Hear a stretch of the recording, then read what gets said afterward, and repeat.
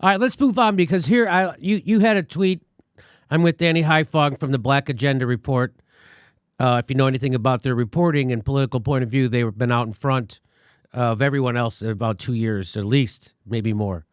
Well, in 2015, they were telling you the truth about Bernie Sanders, and it took me a couple of years to actually let it sink in. And now it has sunk in. So you tweeted out, after rejecting cash payments to workers and telling Jake Tapper to calm down after being questioned on concessions to Republicans, Nancy Pelosi endorses her corporate buddy Joe Biden. For Pelosi, every day in power is a big fuck you to the working class. I'm going to go ahead and say, it's obvious you've been watching this show. Is that where that comes from? That kind of filthy talk, Danny? I got a little bit of filth in me. Not as much as you, but I think anger needs to be righteous. And at the end of the day, something that really angers me about Nancy Pelosi is that she really is well liked. I mean, this is a big problem, I think, among so much of the Democratic Party base. A lot of the folks that we need to win over, not necessarily the suburban white women and the bourgeois sycophants in the party, but a lot of working people think Nancy Pelosi is a stable, decent human being. And they just are not privy to the policy record.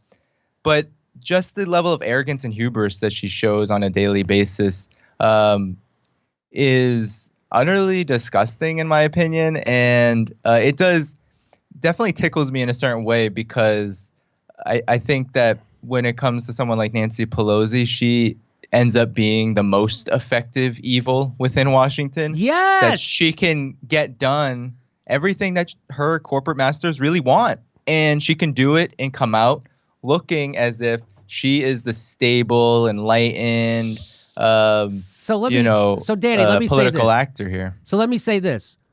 If that was Newt Gingrich or even Paul Ryan, and they were passing these bills in the middle of this crisis, don't you think every Democrat would be standing on their tippy toes screaming about it, and every Senate Democrat would be trying to stop the bill?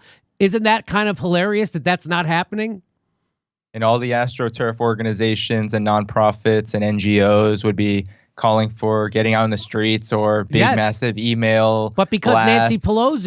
Nancy Pelosi is in charge and in power, they're not doing any of that, right? None at all. And so that goes to my theory. Yeah. I'm sorry, I keep stepping on you. Go ahead, finish. No, it just shows that, Nancy Pelosi can actually do more harm oftentimes for the left than a Republican can do, than a Donald Trump can do, because not only is she going to forward the same policies and ensure that the same downward trend for working people continues, but she can do it without scrutiny, without protest. She'll get all of the great corporate media coverage that the Democratic Party relies upon, and the left won't say much about it. Will actually be fearful of criticizing her because, first of all, the progressive leaders don't do it. The mass move, whatever mass movement does exist in this country, they don't like to do it either. Yeah, I mean, you see it happening right now. Right now, they're not calling out their leadership, or it's happening. It's becoming manifest right now. They won't do it. It'll never happen.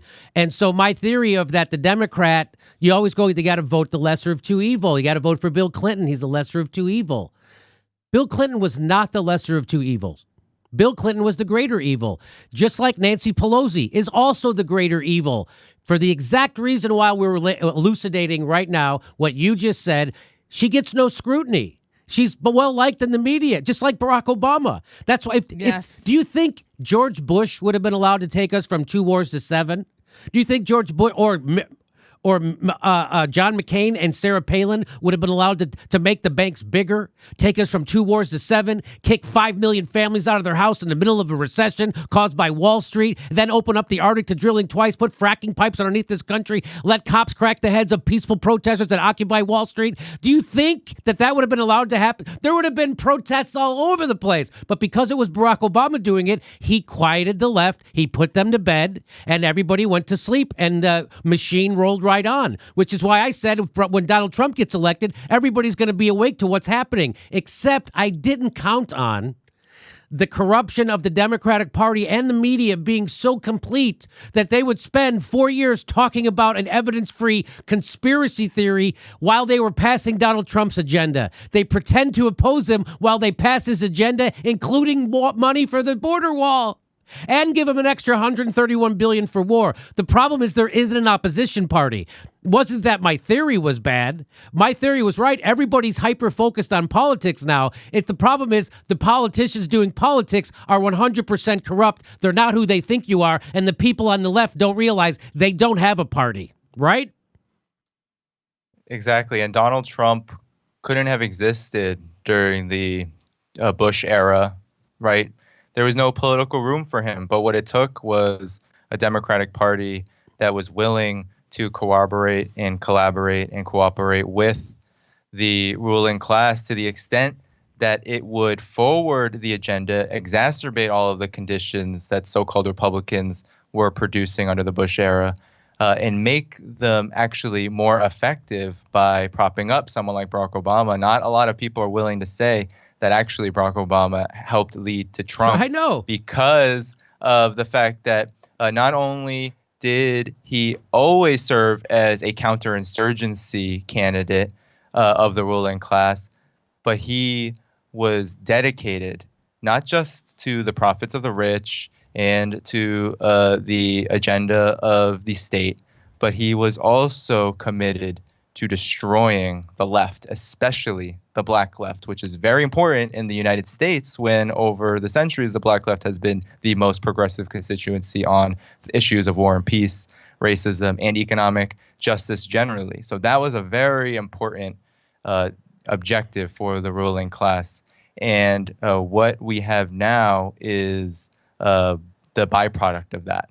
We have not only is Donald Trump in office, but there's not even any political energy on the ground to challenge him on any real policy criticisms and anything at all that affects the material conditions of workers. And you have a Democratic Party that continues to play the same role and continues to play this game of PR and public relations for the ruling class and its policy agenda. That is what we've been left with because of 8 years of Obama. Not many people want to analyze and assess what that really did, how so far to the right, so much of the population. This isn't just a matter of, the ruling class doing ruling class things. It's also about the general population of all classes, all strata of the population being turned in this direction. And so when we had the Sanders phenomenon arise, I think there was all this hope that,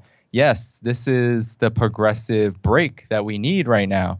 However, the Obama period did have a huge effect on the issue of war and peace, right? Bernie Sanders has never been great on that, and neither has his movement, to be honest. And also on the fact that Barack Obama and his larger following in Washington was able to cement and consolidate the Democratic Party's role as the more effective evil and kept that progressive movement in the Democratic Party because there was this hope that this progressive break could change it from within. And that's because people like Barack Obama were very effective in this hope and change narrative, even as it was undercutting workers, black folks, and people around the world at the feet and all the way up until the head. Like a black president was able to militarize the African continent in a way that no one like George W. Bush could. All of that still has an impact because none of that is in the political discourse, not even in this so-called progressive leadership that exists in Washington, right? There are certain issues that are still off limits, and that is because of Obama, and that's because of the effect that he and his political apparatus was able to devise for us. Hey, this is the part where I tell you where our live shows are, but there aren't any. And then I would tell you to go join our premium, but nobody has a fucking job. So why don't you just enjoy the video?